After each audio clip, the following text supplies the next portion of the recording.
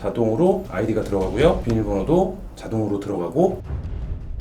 선거 때 부동산 투기 문제라던가 소개천 얘기도 나왔었고 부정 이슈 나오면 그냥 다 처리해주는 방식이기 때문에 크청이나 문화부나 산업부도 있고 여성가족부도 있고 공무총실도 있었고.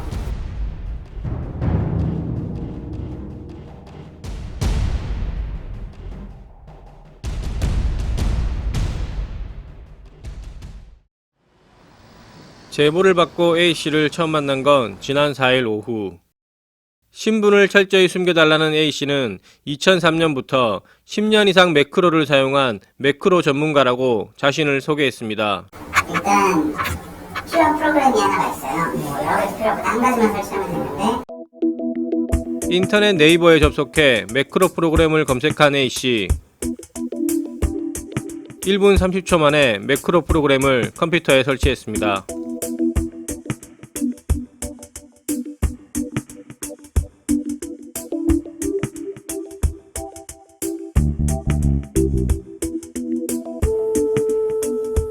완성이 됐고요. 네이버 화면에서 기사가 떴습니다. 로그인 페이지로 넘어가고요. 자동으로 아이디가 들어가고요. 비밀번호도 자동으로 들어가고 로그인이 됐습니다. 그리고 준비한 기사가 떴고요. 자동으로 스크롤이 내려간 후에 댓글 창에 가서 댓글이 자동으로 붙여집니다.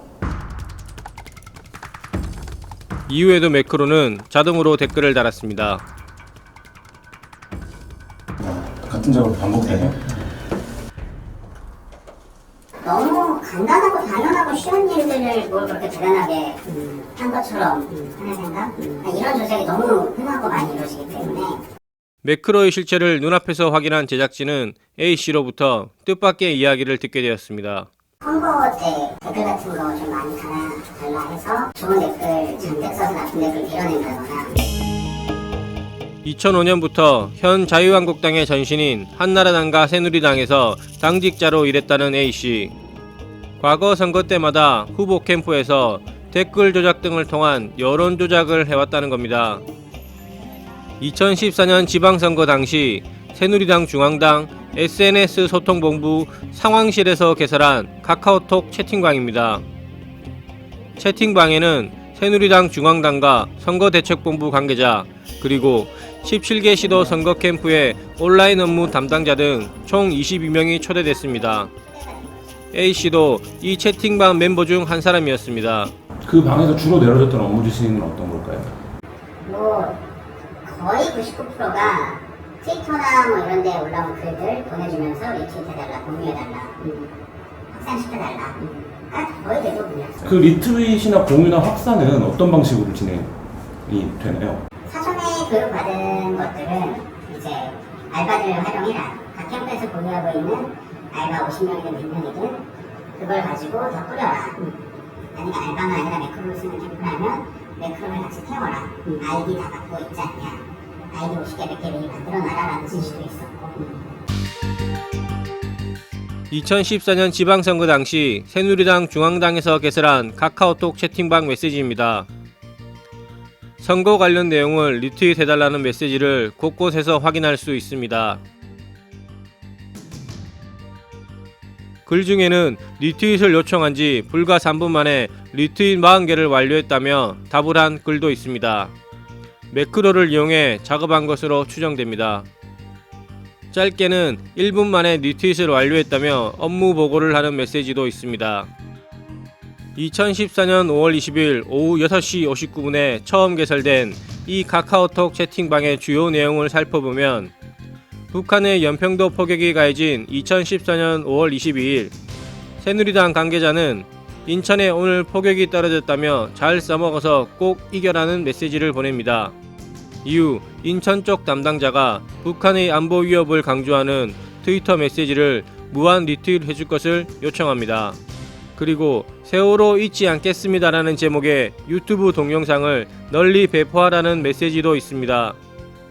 해당 동영상은 박근혜 전 대통령이 세월호 참사 한 달여 동안 적극적으로 대응했고 유가족 위로와 구조활동 등에 최선을 다한 것처럼 편집된 5분 분량의 동영상이었습니다. 침몰 사고가 발생한 지 오늘로 34일째가 되었습니다.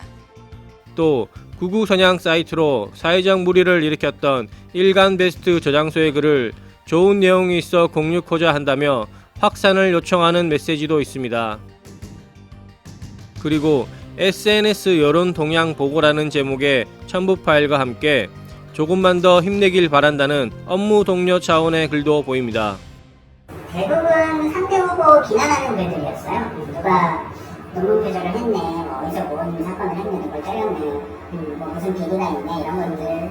그런 것들은 뭐 40개 했습니다, 50개 했습니다. 캠프별로 보고하고 그거 하고요. 한 캠프에서만 하면 뭐 100개 하면 끝나니까 모든 캠프에서 다 뭐 17개 캠프에서 하면 1900개가 되는 거잖아요.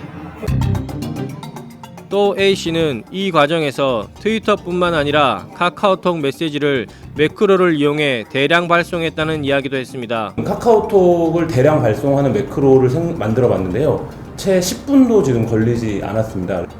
네, 자동으로 지금 메시지가 가고 있습니다. 갔고요. 또 다른 분한테도 메시지가 갔고요. 또 다른 분한테도 메시지가 자동으로 굉장히 지금 빠른 속도로 가고 있습니다. 다시 와, 완전 신기하네요. 그냥 자동으로 지금 여기 등록된 그 PD의 핸드폰에도 카톡이 왔다라는 메시지가 울렸습니다. 이 카카오톡 매크로로 뿌렸던 게시글들은 뭐 어떤 게 있었는지. 지난 지방선거 때는 뭐 논문 표절 얘기들 많이 뿌렸었고요. 상대 후보가 뭘 호킹을 했다, 뭐 비방을 했다. 대부분 상대 후보에 대한 비판. 보통 그 중앙당에서 관리하는 쪽에서, 선거 관리하는 쪽에서 보내주는 내용이 대부분이죠. 이런 내용이 있으니 배포를 해라, 뿌려달라. A씨 주장은 사실일까? 2014년 지방선거 당시 새누리당 중앙당 소속으로 각 캠프에 업무 지시를 한 당직자와 전화통화를 했습니다. 거기서 말하는 매크로라는 게 이제 카톡 송부 매크로예요. 그러니까 카톡에 자동으로 카톡을 보내는 매크로는 있어요. 그건 옛날부터 있었고 저도 만들 정도로 쉬우니까 그 매크로를 사용해서 이제 카톡에 있는 지지자분들한테 내용을 전파하는 거는 맞아요. 그 전하진 의원이 당시 새누리당 당사 안에 사무실을 만들어서 그 SNS 총괄 상황팀을 구성을 했어요. 제가 그 상황팀의 구성 멤버였고요.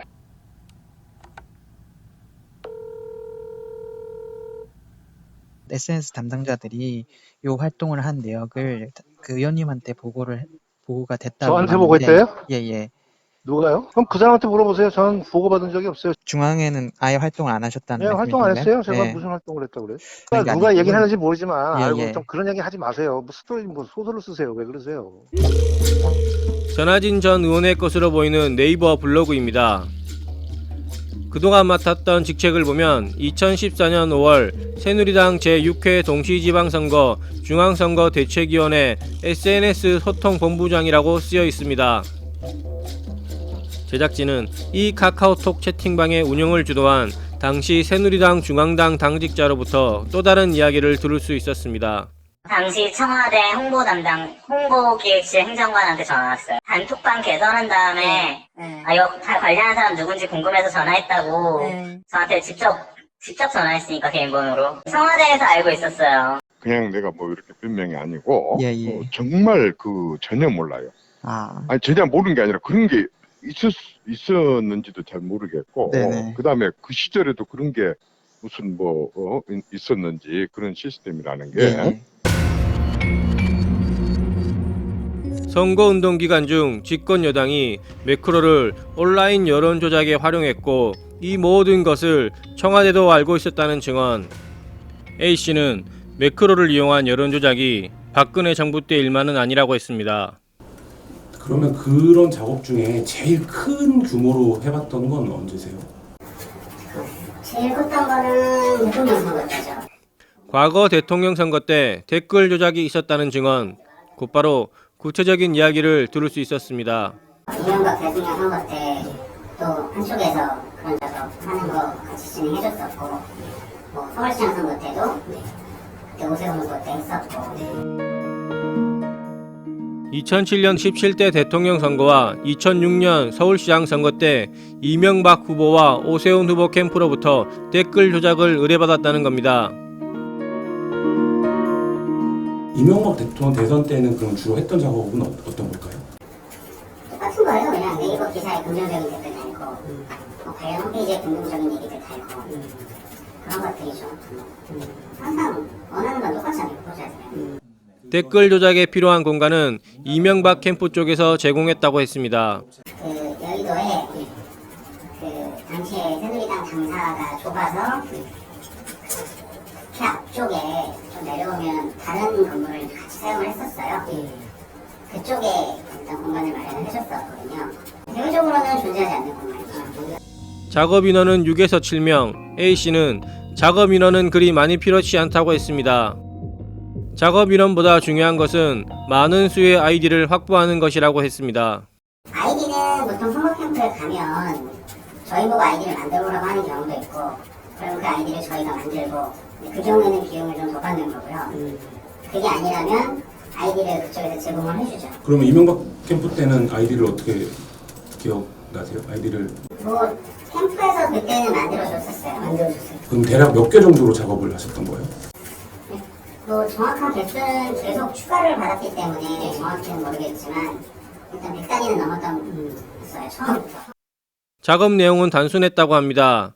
후보와 관련된 부정적인 댓글만 모조리 처리하면 됐습니다. 부동산 투기 문제라던가 뭐 그런 것들 청계천 얘기도 나왔었고 그냥 거의 그냥 부정 이슈 나오면 그냥 다 처리해주는 방식이기 때문에 네이버에 블로그에 막상까지 올라왔다. 그게 이명박 검색했을 때 맨 처음에 뜬다. 그러면 이제 그걸 조치를 취해주는 거죠. 거기에 대해서 신고를 쭉 해서 일단 안 보이게 하는 거.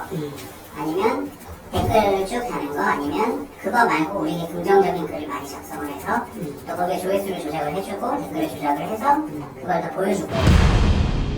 2007년 대선 당시 매크로의 흔적이 아직 남아있지 않을까.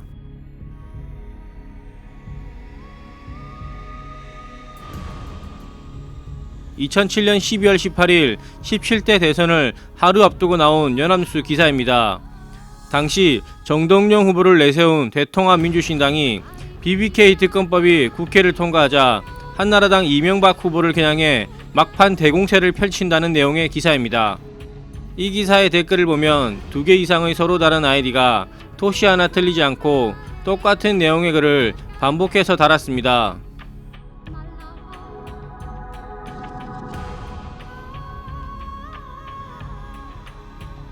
이런 현상은 아이디 IBL7과 GHOS에서 주로 나타납니다. 제가 쓴 문구예요. 어차피 뭘 하든 이건 욕먹는 거리니까 그냥 다음에 그 다른 애들 거 안 보이잖아 해버리자. 막판에 어차피 지지율보다 끝났는데 그냥 보기 흉해서 가리는 거니 그렇게 해버리라고 했던 거예요. 그냥 위에서 이거 보기 싫으니까 어떻게 좀 해봐라고 했던 건데 제작진은 A씨가 매크로를 이용해 댓글을 달았다는 아이디를 추적해봤습니다. 고 노무현 전 대통령이 BBK 사건 재수사 검토를 지시했다는 내용의 기사입니다. 댓글에는 역시나 아이디 IBL7과 GHOS가 자주 등장합니다. 취재 도중 제작진은 댓글에서 특이한 점 한 가지를 발견했습니다. 아이디 GHOS가 작성한 댓글입니다. 이명박, 청계천의 신화와 서울숲을 만들었다는 문장이 2번 연속해서 나옵니다. 그런데 첫 번째 문장이 채 끝나기도 전에 두 번째 문장이 시작됩니다. 매크로를 설계할 당시 댓글 내용을 붙여넣기 하면서 생긴 실수로 보여집니다. GHOS가 작성한 이 댓글은 수차례 반복돼서 나타납니다.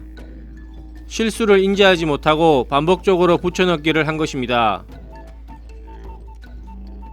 또 똑같은 실수를 반복한 댓글이 다른 아이디에서도 발견됩니다. 댓글은 댓글 예시안을 미리 작성을 해놓고 그걸 약간씩 바꿔서 뭐 50개, 100개 만드는 거예요. 그 다음에 그걸 또 1000개, 2000개로 늘려놓고 그래서 그걸 이제 계속 쓰는 거죠. 이명박 후보의 압도적인 승리로 끝난 17대 대통령 선거. 선거 결과만큼 댓글 조작의 평가도 좋았다고 합니다. 뭐 부정이슈에 대해서 거의 다 처리가 됐기 때문에 평가들은 뭐 좋았죠. 또 결과적으로도 이겼고. 2017년 대선 이듬해인 2008년 1월 A씨가 받은 감사장입니다. 대통령 선거에 적극 지지하여 주신 데 감사하며 앞으로도 대한민국 선진화를 위해 노력해달라는 문구가 쓰여 있습니다. 감사장 하단에는 당시 대통령 당선인 신분이었던 이명박 전 대통령의 이름과 대통령직 인수위원회 마크가 새겨져 있습니다. 그때는 뭐 SNS란 말을 안 썼을 때고 예, 예. 디지털이란 말을 썼을 텐데 네. 디지털 팀이란 게 있었는데 뭐 했는지 내용은 내가 모르지 구체적으로. 그리고 A씨는 선거 캠프뿐만 아니라 정부 부처에서도 연락을 받았다고 했습니다. 스포청이나 문화부나 산업부도 있고 여성가족부도 있고 국무총실도 있었고 국무총리부도 있었고 이명박 박근혜 정권 당시 상당수의 정부 부처에서 매크로를 이용한 인터넷 여론 조작을 해왔다는 겁니다. 그 박근혜 정부 들어와서 정부 관련된 일하면서 매크로를 작업했던 것 중에 기억나는 거는 어떤 거가 있을까요? 그 옛날 국정원고 정책공간 블로그 하에서 조회수 블로그 방문자 수를 만들어 줘야 됐던 적이 있어요. 부처가 요구를 했나요? 그러니까 조회수 방문자를. 네, 방문자 늘려달라. 그 해양성부 장관 윤진수. 네네. 근데 워낙 뭐 부정적인 기사 많이 나요. 네. 그분에 대해서 안 좋은 거 많이 떴을 때 그분이 일했던 뭐 연구소가 있더라고요. 그런 거에서 전문성 있다 뭐 이런 거 부각하는 것들 많이 전달했었고요. A씨는 방문자 수 늘리기, 댓글 조작뿐만 아니라 부정기사를 긍정기사로 밀어내는 일명 기사 밀어내기도 있었다고 했습니다. 위안부 문제였나 뭐였나 부정 이슈가 생겼었어요. 그걸 밀어내기 위해서 저희가 밀어넣었던 기사들이 그러니까 돈을 내고 산 기사들이죠. 그 기사들이 뭐 직원들이 헌혈을 했다, 어디서 봉사를 했다, 네이버에는 뜨지만 정말 이름 없는 인터넷 언론사들을 통해서 기사를 세줄 개씩 돈 주고 냈고 그래서 그런 부정 이슈 기사들이 다 밀려났던. A씨가 조윤선 전 장관 수행비서로 보이는 인물과 주고받은 문자 메시지입니다. 문자 메시지를 보면 위안부 이슈와 관련해 부정 이슈를 긍정적인 글로 밀어내려는 것으로 보입니다. 실제 2013년 당시 여성가족부 조윤선 전 장관은 위안부 문제에 대해 진정성이 없다는 비판을 받고 있었습니다. A씨는 댓글 조작과 기사 밀어내기 등 이 모든 것이 정부 부처의 온라인 홍보라는 명목으로 수시로 매우 일상적으로 이루어졌다고 했습니다. 하지만 정부 부처 관계자의 이야기는 A씨의 주장과는 한결같이 달랐습니다. 그 정부 부정적 이슈나 이제 장관 부정적 이슈 이런 부분에 있어서 그 부분들을 좀 차단하기 위해서 이제 매크로를 돌리고 그런 부분이 있었다는 정황이 있어요. 그래서 이제 매크로요? 예예. 글쎄요, 예. 제가 거기 있을 때는 매크로로 돌린 적은 없었는데요. 온라인 홍보에 대해서 같이 고민하고 이해하고 있을 뿐이지 무슨 부정적인 여론을 밀어내고 하는 것들은. 지난 5월 9일 네이버는 올해 3분기부터 뉴스 편집을 하지 않겠다며 4월에 발표한 개편안에 이어 추가 대책을 내놓았습니다. 네이버는 더 이상 뉴스 편집을 하지 않겠습니다. 3분기 내에 이를 적용하겠습니다.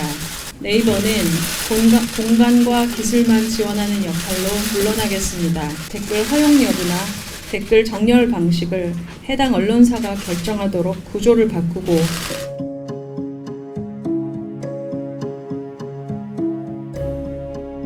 네이버의 추가 대책에도 불구하고 눈 가리고 아웅식의 미봉책이라는 비판과 여론조작 논란을 잠재울 수 있겠냐는 우려의 목소리가 여전히 남아 있습니다. 5월 31일 자정을 시작으로 공식 선거운동에 돌입한 6.13 지방선거.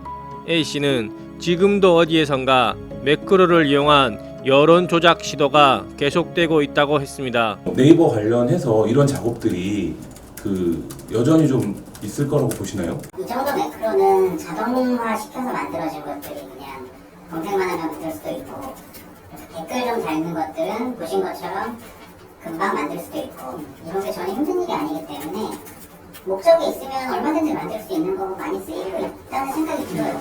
댓글을 봐도 같은 댓글 반복되는 것들 워낙 흔히 있고. 지금까지 밝혀진 댓글 조작이 우리 생활에 어떤 영향을 미쳤는지는 지금으로서는 알 수 없습니다. 다만 댓글 조작 등을 통해 여론을 호도하고 국민을 기만하려는 시도가 있었던 것은 분명해 보입니다. 지금도 어디에선가 이루어지고 있을지 모를 여론 조작이 어느 정도 규모로 얼마나 치밀하게 이루어졌는지에 대해 정부도 네이버도 어느 누구 하나 뚜렷하게 답하지 않고 있습니다. 보다 근본적인 진상규명이 필요해 보입니다.